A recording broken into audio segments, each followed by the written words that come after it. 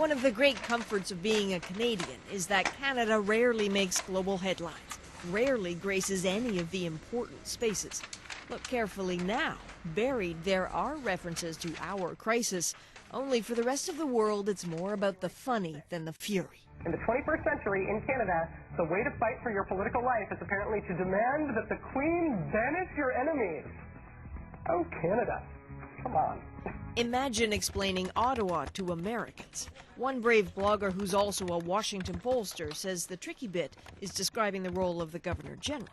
Just a little bit of what I wrote on the blog. I said, for Americans, this would be as if Barbara Walters, with a lot of advice, was entrusted with a unique and abstract role as the final arbiter on important constitutional matters. The biggest thing that's surprising to Americans is that the instability and that there's that much, the rancor that you see in the House of Commons.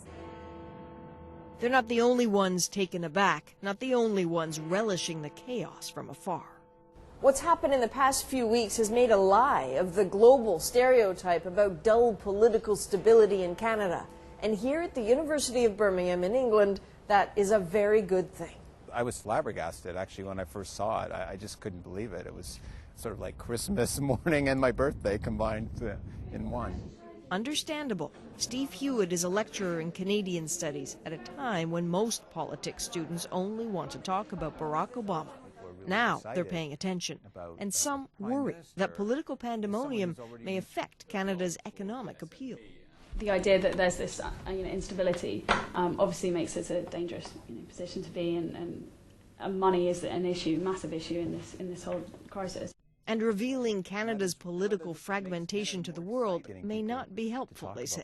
But then you're running the risk of also making it look like a complete mess, quite frankly, as opposed to what we think is a sort of quite together country, perhaps.